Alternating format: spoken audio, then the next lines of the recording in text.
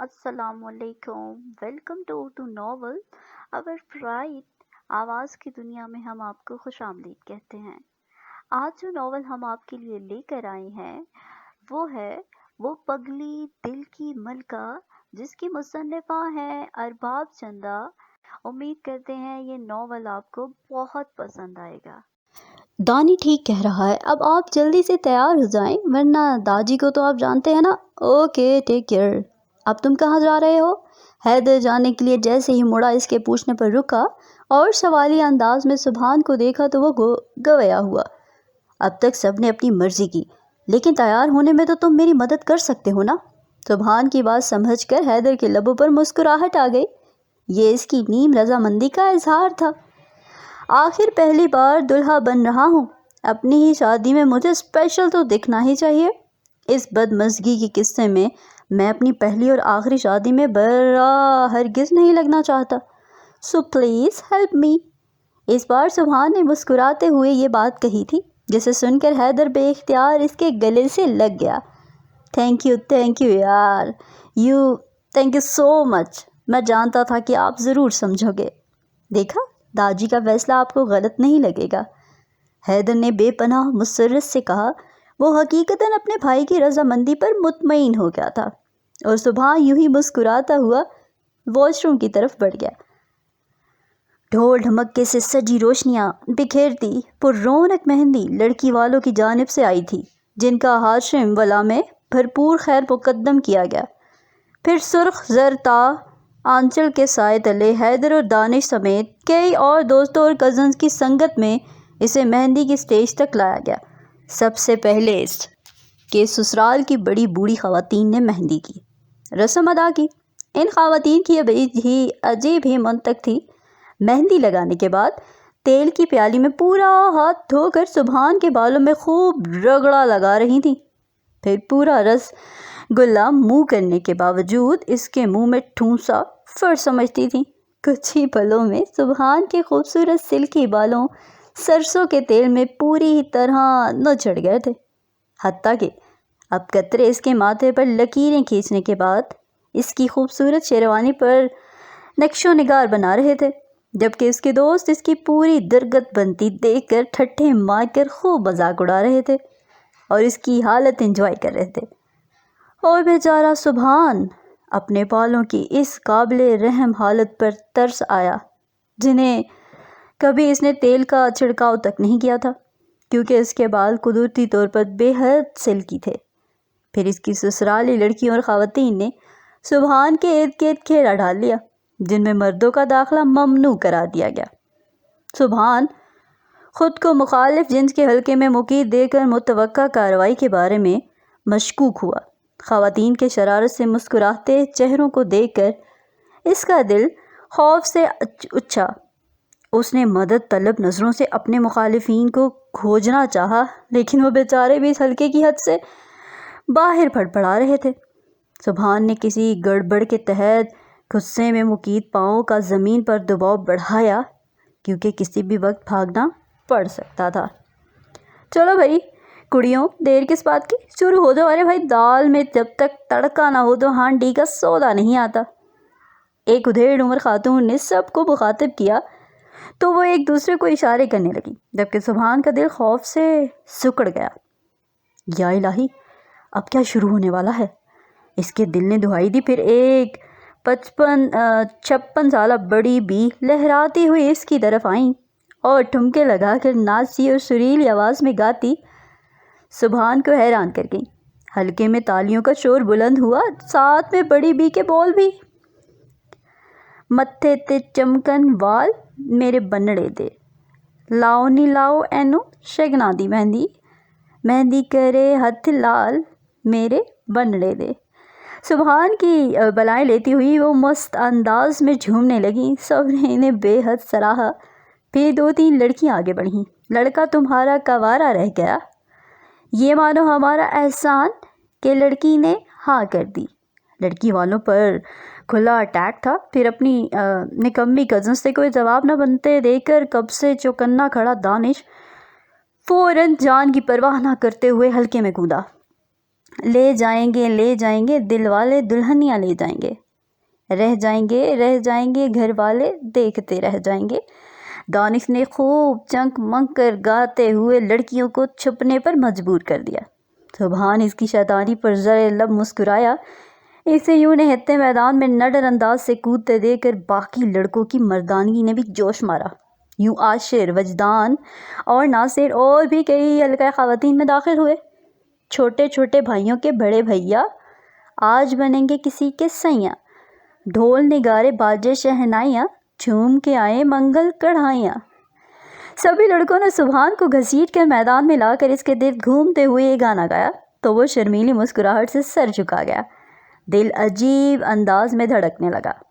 آج کے خاص ماحول میں VIP کی حیثیت سے اپنی شمولیت اسے بے حد اچھی لگ رہی تھی۔ لڑکوں کو یوں مداخلت کرتے ہوئے دیکھ کر خواتین سراپا سلگ گئی۔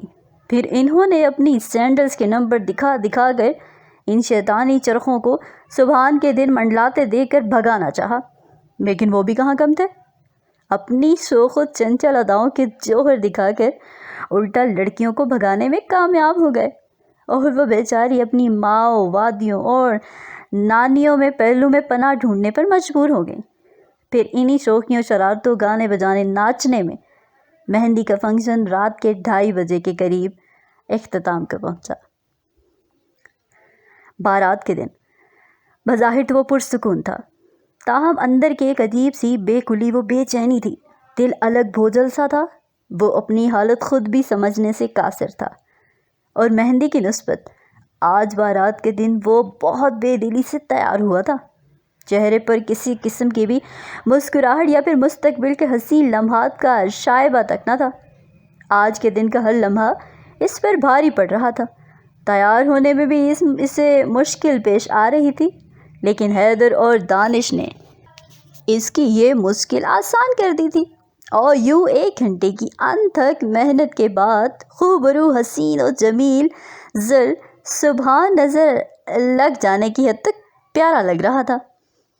فالسا کلر کے شیشے اور ریشمی دھاگوں کی کڑھائی سے مزین باسکٹ اور شلوار سوٹ میں ہم رنگ تلے کی کیڑی پہنے، گلے میں کرسٹلز اور موتیوں سے سجی بیش قیمت مالا پہنے وہ کسی فیری لینڈ کا شہزادہ معلوم ہو رہا تھا۔ چہرے پر سجی ہلکی شرمیلی مسکراہٹ حسن و وجاہت کو بڑھا رہی تھی۔ ان کی والدہ بیگم عالیہ رضا نے باقاعدہ 3 بار سرخ ثابت مرچیں اپنے دلارے بیٹے کے سر سے وار کر چولہے میں چھونکتے ہوئے نظر اتاری۔ پھر بارات نکلنے سے قبل وہ 2 کالے بکرے بطور صدقہ ذبح کیے گئے۔ پھر اسی مصروفیت اور افراتفری میں بینڈ بازوں کی دھن پر خوشی سے جھومتی، ناچتی، گاتی بارات ہال میں پہنچی، جہاں دلہن والوں نے ان کا شاندار بلکہ جاندار استقبال کیا۔ رسم نکاح کے بعد گھونگھٹ میں لپٹی سمٹی سرخ ٹماٹری لہنگے میں ہولے ہولے اسپائروں کی سی شان سے قدم اٹھاتی دلہن کو جیسے ہی سبحان کے پہلو میں بٹھایا گیا، اس کا دل عجیب سریلی انداز میں دھڑکنے لگا۔ اس کے گلابیاں چھلکاتے چہرے کی شادابیاں اور بھی بڑھ گئیں۔ عنابی لبوں تلے مسکراہٹ اور گہری ہو گئی۔ اس پر سسرالی سالیوں اور کزنز کی چھیڑ چھاڑ، مہمانوں کے ان کی پرفیکٹ جوڑی کے بارے میں پرشوق اور معنی خیز ریمارکس نے ان کے دل و جذبات پر جمی برف پگھلانے میں اہم کردار ادا کیا۔ نہ جانے کس خدشے کے زیر اثر سبحان نے اپنی نبض چیک کی، لیکن اگلے ہی لمحے اسے حیرت کا شدید جھٹکا لگا، کیونکہ اس کی نبض تو دل سے بھی کئی گنا زیادہ سپیڈ سے دھڑکتی معلوم ہو رہی تھی۔ بن دیکھے یہ حال ہے، جب دیکھوں گا تو سبحان کو اپنی خود ساختہ سوچ پر حیرانی ہوئی۔ گھونگھٹ کے بارے میں داجی کی جانب سے سخت ہدایت پہلے ہی لڑکی والوں کو مل چکی تھی، لہٰذا سب کے سمیت وہ بیچارہ بھی دیدار سے محروم رہا۔ پھر سبھی رسومات سے فارغ ہو کر رخصتی کا آخری مرحلہ بھی گزر گیا۔ وہ یوں ہی ہنستی مسکراتی بارات دلہن کو لے کر حاسم والا کوئی جہاں ایک بار بھی دلہا دلہن کی مشترکہ نظر اتاری گئی۔ پھر منہ دکھائی کی رسم کی باری آئی، اور دلہن کو ایک بار پھر دلہے کے پہلو میں بٹھا کر گھونگھٹ سے چاند چہرے کو آزاد کر دیا گیا۔ سبھی سبحان کی دلہن کے حسن و خوبصورتی کو دیکھ کر مبہوت رہ گئے۔ کسی کی بھی زبان اس کے سندل روپ کو سراہے بنا نہ رہ سکی۔ سب ان کی جوڑی کو چاند سورج سے تشبیہ دے رہے تھے۔ حیرت کی بات تو یہ تھی کہ وہ لوگ جواب تک سبحان کی مردانہ وجاہت اور خوبصورتی کے قصیدے پڑھتے تھے، اور اب اس کی دلہن کے حسن کی تعریفوں میں زمین و آسماں کے کلابے ملاتے نہیں تھک رہے تھے۔ اسی احساس کے پیش نظر کئی بار اس کا دل مچلا کہ وہ بھی کم از کم ایک جھلک تو اپنی شریک حیات کی دیکھ ہی لے، لیکن شرم و حیا اور سب گھر والوں کی خود پر جمی پرشوق نظریں اس کی ناکام بنا دی۔ وہ جو کہ سائٹ پر بیٹھا تھا اور کچھ دلہن کے سر پر نفاست سے سیٹ کیے گئے دوپٹے کا پلو اس کے چہرے کے آگے گرا تھا، تو سبحان کی راہ میں دیوار کی طرح حائل تھا۔